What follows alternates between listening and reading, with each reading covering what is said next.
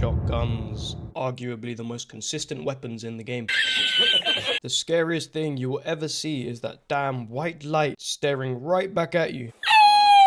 Now, the only real way to counter a shotgun at this kind of point blank range is with, you guessed it, another shotgun. So you gotta make damn sure that your shotgun is better than your enemies. So in this video, I'll be ranking every single relevant shotgun in a carefully constructed tier list. Now, I've been playing Destiny since Destiny 1, you know, like a few months after launch. And I've been maining shotguns ever since. I've been through the highs and lows of the shotgun meta. So I'd like to think that I know a thing or two about shotguns. Now, before we start ranking these noob rifles, let me explain my logic behind each tier. S tier is obviously the highest. Anything in this tier is the best in the game. A+ is for the extremely good shotguns. These shotguns are almost S tier, but they just don't do anything like super unique, but they're still very viable. A tier is for very solid shotguns. You can do very well with these shotguns, and if you don't, then that's kind of just a skill issue, not gonna lie. B tier is for the shotguns which are almost great, but there is something which is holding it back, like a single stat point, for example, like if the handling was super low. C tier is very similar to B tier in that there is something that holds the weapon back, but these drawbacks are far more detrimental to the weapon. D tier typically contains bad weapons. I would avoid using these. They don't really do anything special. F tier weapons suck ass. And the last tier is for weapons where you are far better off just using your melee, hence the name. Another thing to note, where I place the individual weapons in each tier has no significance. So if I put one shotgun in front of another, it doesn't mean it's better. If they're in the same tier, then they are roughly the same in terms of overall viability. I will mention when a certain weapon is slightly better than another, which is in the same tier. I'm going to go through all these weapons archetype by archetype, so feel free to use the timestamps to navigate to whichever archetype you want. And a quick disclaimer, I'm only ranking pellet shotguns. Slug shotguns are just so different, they require a completely different playstyle, so I've kept them separate. Please don't scold me for that. Starting with the weakest of the bunch, we have rapid fire frames. These shotguns seriously suck, in PvP at least. In PvE they are great, but in PvP you will be more effective using a wet sponge. Unfortunately, our first few weapons are equally as bad as each other, so I'm just going to rank them all together. These weapons are the Dead Weight, Until Its Return, and the Archelos shotgun. They're all very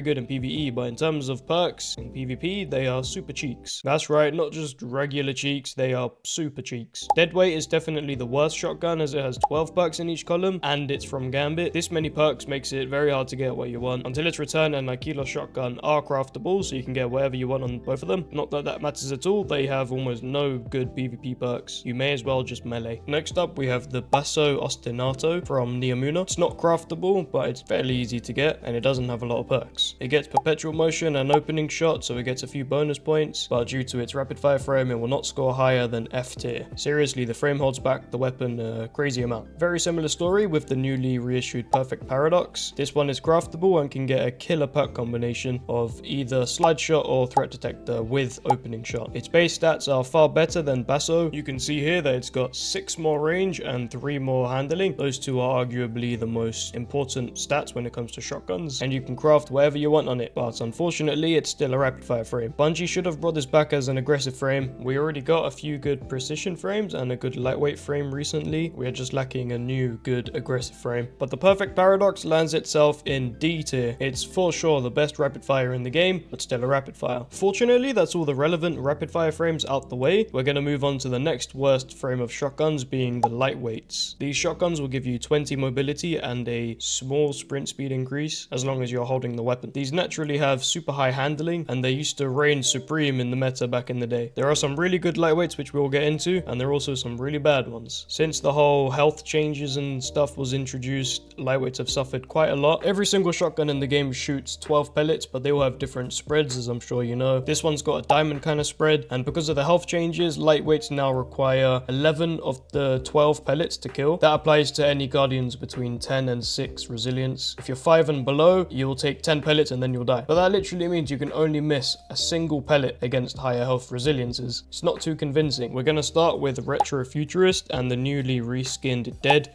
Grammare, Dead Grammarier, I don't know what to say. I rank these together because they are just super similar in terms of what they can get. Dead Gram gets one more range stat, and they both get Slick Draw. Now you're gonna hear me talk about Slick Draw quite a lot, and for like the remaining of this video, I do believe it's an S tier perk on shotguns. At all times, you get 100 handling with a 0.95 multiplier to your ready time. That's insane. You get that all the time. There are no drawbacks other than the aim assist or whatever. But if you're on your target with your shotgun, you know, they're inside your reticle. The aim assist doesn't matter. Just shoot, mate. They'll die. Now, out of these two shotguns, neither of them have a range boosting perk that is viable, but Retrofuturist does get Snapshot. Snapshot and Slick Draw together will give you some incredible feel, but honestly, like I said before, handling is not really an issue on these lightweights. It's more so the damage and the range of them. So Snapshot doesn't help too much, and Retrofuturist has 12 perks in each column because it's from the Crucible. Both of these weapons land in F tier. They just don't feel very good. They feel pretty bad. Now, taking a pretty large leap up, we're going to be looking at the Reese Walker from Iron Banner. This is a beast of a lightweight. It gets Slick Draw with Iron Reach. Now, if I have to explain to you why that's insane, then what the hell? You may be asking why you'd pick Iron Reach over Opening Shot, and the main reason is, for the people who don't know, quite a few months ago, I'm not sure exactly when, but Bungie did nerf how much Opening Shot helps your special weapons. It gives 50% of the benefits. So even if you enhanced Opening Shot, you would get 15 range, and that's only for the first shot after not firing for 3.1 seconds. Enhanced Iron Reach gives you 20 range at all times while decreasing your stability by 25. It decreases your stability by 30 with a non-enhanced version of it. Stability doesn't really matter on the shotguns. Some people might argue that you'll get flinched off your target way easier, but in my experience that isn't really the case. Reese Walker is likely the best lightweight in the game. It's only got a few small contenders, which I don't think they come close personally. Even still, it's a lightweight, best lightweight in the game. It's still gonna be going in the B tier. The diamond spread and the health changes, it really hurts it bad. Still worth a try though. It can be a very good cleanup weapon. You know, you shoot someone once or twice with a hand cannon, you swap and then clean them up. Very good for that. Now the next three, I'm going to be ranking them all together. All three of them are very solid. They all essentially serve the same purpose. They have very similar stats, very similar perks. These three are the Swordbreaker from Crota's End, Without Remorse, which you can get from doing the Dead Man's Tale exotic mission. It's a pretty rare drop to get what you want, but if you get 5 of them, make the pattern, you can craft it. And the Wastelander from Days of Eternity. All three of these are in fact craftable. Their best perk combinations are very similar. I will say the only one which really stands out is Without Remorse, because this one can actually get Fragile Focus, and Swordbreaker also stands out because you can get an adept version of it from doing the Master Raid. It also gets Fragile Focus, but that's in the same column as Threat Detector, and I really think Threat Detector is a much better perk than Fragile Focus. You can also get Slide Shot in that column, Elemental Capacitor. The only perk worth using in the right column is Opening Shot. If they put Elemental Capacitor in the right, then I think this weapon would be a lot better, or even Threat Detector in the right. Having Slide Shot and Threat Detector both, that would be really nice. But working with what we got, I think these three weapons are very similar. We're going to put all three of them in the C tier. They're not as good as Reese Walker. I think maybe the adept version of Swordbreaker might go into the B tier, only because you can access adept range mod. But even still, if you compare all of that to the Reese Walker, which gets Slick Draw and Iron Reach, that's essentially like 100 range, 100 handling at all times. They just fall a little bit short. The next weapon is the Reckless Endangerment. Now I know it is a joke of a weapon, but it's still very easily acquirable, so I do think it's slightly relevant. It's a curated role, so you're guaranteed to get this perk combination that's on the screen right now. It doesn't have any good combination of perks. You're better off just using your melee. Xenoclast from Vanguard Strikes is the last relevant lightweight shotgun. It essentially only has one decent combo, Slide Shot and Killing Wind. You can argue Trench Barrel, but nah. It's got 12 perks in each column. It's not a great overall weapon, but it can be nice for kill chaining. I just think in the current ammo situation, kill chaining is not very likely, especially with a shotgun. D tier.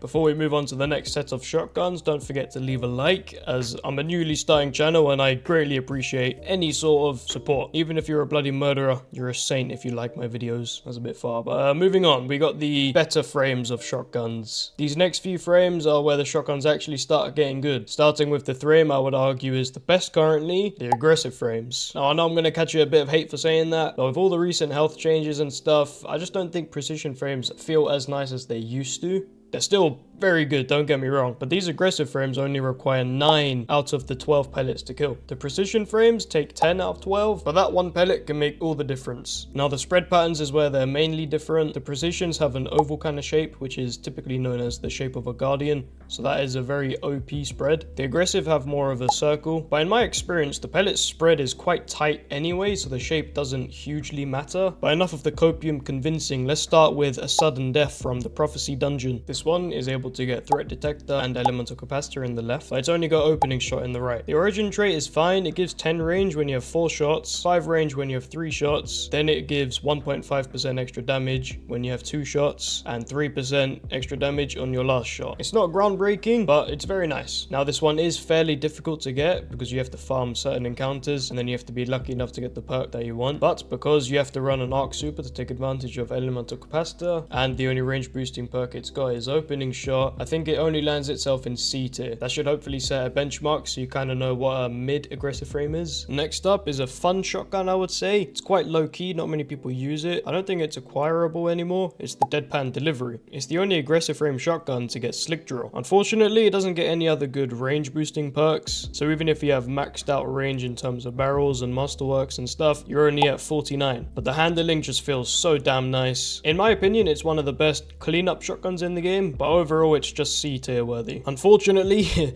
the next aggressive frame is the Last Man Standing. I also believe this is unacquirable. Please correct me in the comments if I'm wrong about any of this, but it does get threat detector and opening shot, which, yes, that's great, except they're in the same bloody column. That is rancid. The origin trait was sort of nerfed with all the ammo changes. Your best bet is to just hit the enemy with the weapon and not bother shooting it. Taking a huge leap up, we're going to be moving on to the Imperial Decree. I also believe this is unacquirable. Banshee or Zerb might sell it one day, as well as the other 2 shotguns mentioned. If they ever do sell it, either of them, then just buy 5 of them, make the pattern, and you can craft it. This shotgun can only really get opening shot in the right. It can get threat detector in the left. Although opening shot was nerfed, this shotgun still feels great. All of that with great stats. The origin trait is laughable, but that doesn't matter. It still feels really good and super reliable. A tier. The next one is a well drop, also known as the Hand in Hand. It can get fragile focus or slide shot paired with elemental capacitor, but of course you gotta run an arc super for that handling. It ranks lower than Imperial Decree, but still a fine pick. C tier.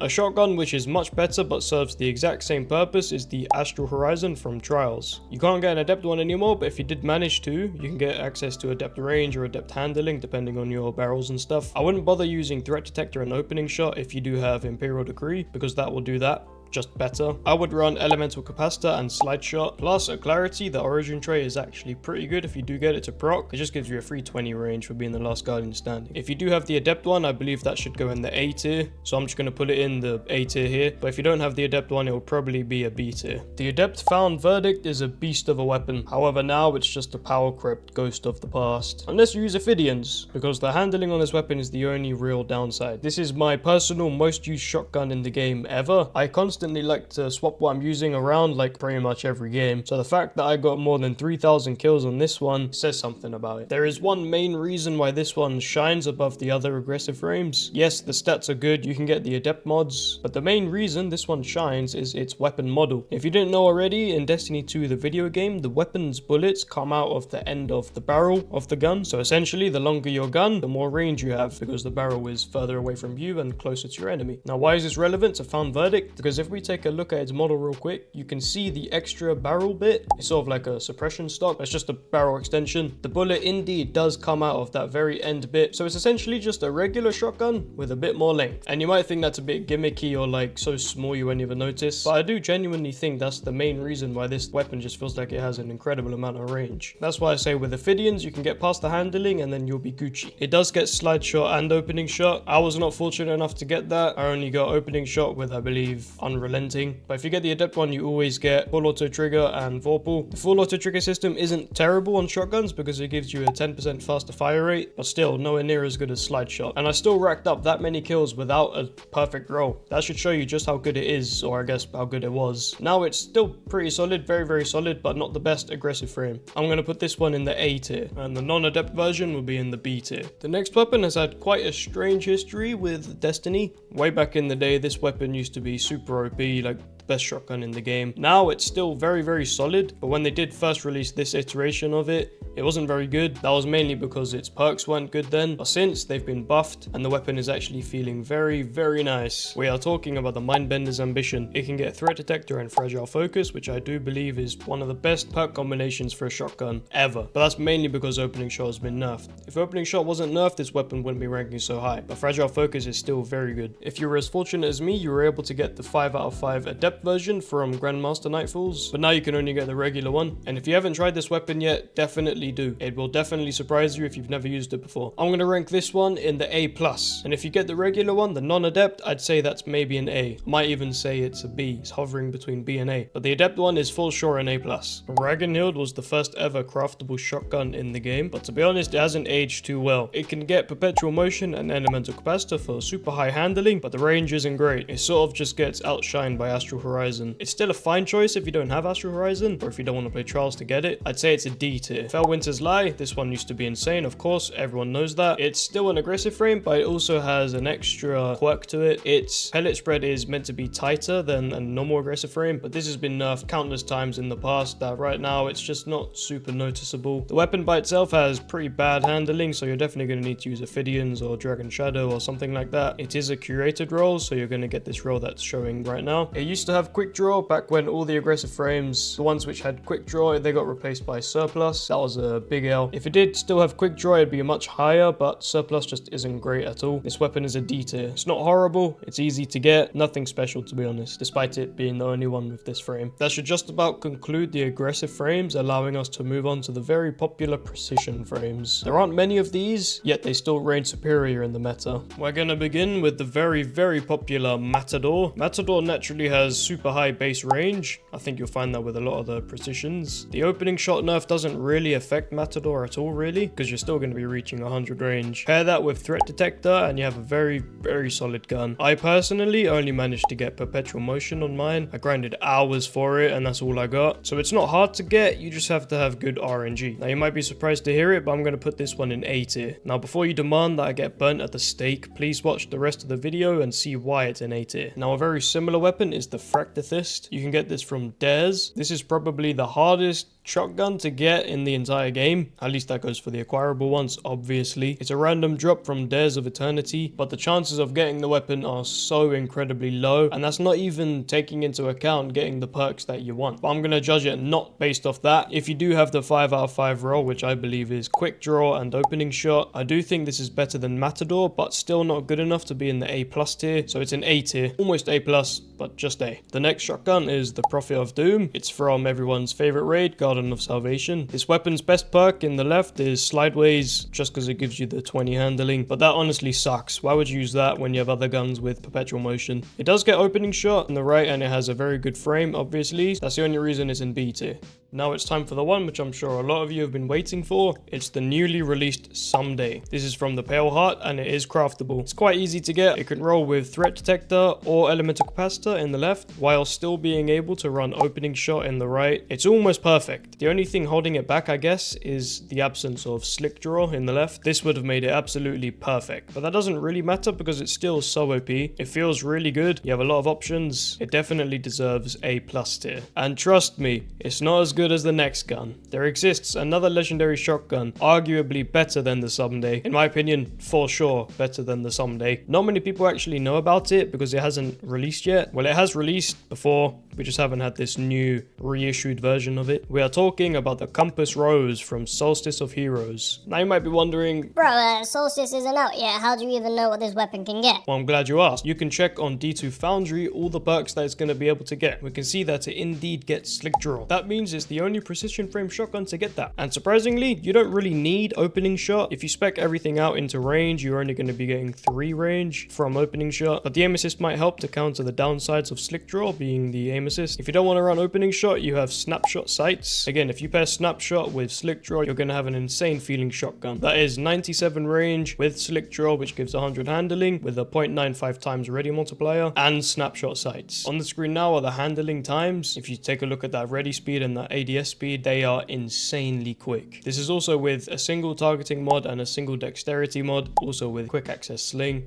So I'm sorry all of you Someday fans, this is for sure the best legendary shotgun in the game, argue with Yan'an. Now the last legendary shotgun for the tier list is going to be the Retold Tale from the Dreaming City, I think specifically the Blind Well. I also think you can get it from Ascendant Challenges and shooting those eggs. This one flies pretty low under the radar. Not many people use it, not many people really know that it's decent. It could be a very solid pick most of the time. You can get quick draw or slide shot in the left, paired with snapshot in the right. Before we knew about what Compass Rose will be getting, this thing would have easily been A+ tier for me, but obviously due to the recent relevations, this has dropped down to A tier. Don't sleep on quick draw. Although it got nerfed like, I don't know, like 2 years ago or something like that, it's still very good. It's been one of my personal favorites for a long time, but when Compass Rose comes out, I don't think I'm going to be using this at all. Furthermore, I don't think I'm going to be using any other energy legendary shotgun. Finally, we have reached the exotics, which there are multiple. However, I'm only going to be discussing 4 of them. Why? Well, Chaperone is a slug, Legend of Acris and Track the Cannon are both in the heavy slot. Though Track the Cannon is very fun to use. It's a lovely heavy to just run around and shoot people with. I would definitely try it, but I'm not adding it to the tier list. Starting the exotics off, we have half a slug and half a pellet. It is the duality. This thing will shoot a single slug when you're ADS'd, and it will shoot a pellet spread when you're hip firing. The pellet spread is the same spread as the precision frames, so that is a very good pellet spread. Having that flexibility to shoot a slug when you want is super nice. Conversely, you've also got the ability to shoot a hip fire shot for anyone that comes up in your face for a nice spread. Another bonus is the base stats. They are just incredible. The shotgun is magnificent and it feels like a dream. A+ tier. Moving on, we have the shotgun, which everyone knows to be the best in the game. There isn't much point talking about how good it is. Everyone knows its true power. Of course, we are yapping about the conditional finality from Root of Nightmares raid. If you don't know what it does, I'll quickly explain. It has 2 shots in its mag. One of them does stasis damage, the other one does solar. When you land nearly all the pellets of a shot, the stasis shot will freeze the target and the solar one will ignite them. The stasis shot has a triangle pellet spread, which symbolizes the darkness, and the solar shot has a circle spread, which symbolizes the traveler or the light. Pretty nifty stuff that is. The reason this weapon is so good is because you can shut down essentially any super in the game. You can shut down things like Weave Walk, and its base handling is at 95. The range is only 30, which sucks, but don't be deceived. This thing can map more than any other shotgun in the game at certain times. I definitely map more with it than I do whiff, so it doesn't feel 100% consistent, but it feels consistent enough to make it the best shotgun in the bloody game. Overall, it is splendid. S tier. Moving on to our next exotic shotgun, it's going to be the Lord of Wolves. This thing used to be a problem back in the day, man, but now it's straight cheeks. I tried to use it and sometimes it does work. I often found myself whiffing more with it than actually killing anything. That being said, it's not absolutely unusable. I'd say it deserves F tier. Our last shotgun of the entire tier list is going to be the Fourth Horseman. It seems like a meme weapon, but in all honesty, it wasn't terrible. You could for sure kill more stuff with it consistently than Lord of Wolves. The fire rate on this thing is so fast, you would actually find yourself shooting twice rather than once, like almost every time. It wasn't very good for the ammo economy, especially now with all the changes, and you can't just turn off full auto in your game settings because this weapon has full auto built into it. And because of all the new ammo changes, it falls short in its intended purpose, that being the melting of supers and barricades and bubbles and stuff. Plus the base stats are just god awful. This one goes into the D tier. Right, finally we've reached a final conclusion, and everybody who just skipped over here to see the final product, don't be confused by the weird rankings, specifically for Matador or Someday. Go back and find out why, please. We can clearly see that there are a fair amount of A tier shotguns. There are an equal amount of C tier shotguns. You can very clearly see that the precision frames and even the aggressive frames are far above the others. I think this looks like a pretty good spread. You got a lot of good options in the A tier. I'd say I'm quite satisfied with that tier list. Let me know what you guys think about it down in the comments. Anyway, I hope you guys enjoyed this video and found it somewhat informative. Let me know which tier list you want to see next. I was thinking pulse rifles, perchance. Be sure to check out the hand cannon tier list that I made first. That one's much longer than this video. It's like an hour long. But I think this is a nice follow-up video. So now you know what the best hand cannons are and what the best shotguns are. I appreciate all of you guys, every single one of you, for clicking on the video. I'm still getting into the swing of things in terms of content creation. So any criticism is welcome. So yeah, leave a like if you enjoyed it. Subscribe to me if you want to see more tier lists or any other videos. Let me know what you want to see in the comments. I'll be sure to try my best to make it. Unless it's something kinky like belly button ASMR or something. I'm not going to do that. But yeah, I hope to catch you guys soon. Thank you very much for watching and bye-bye now.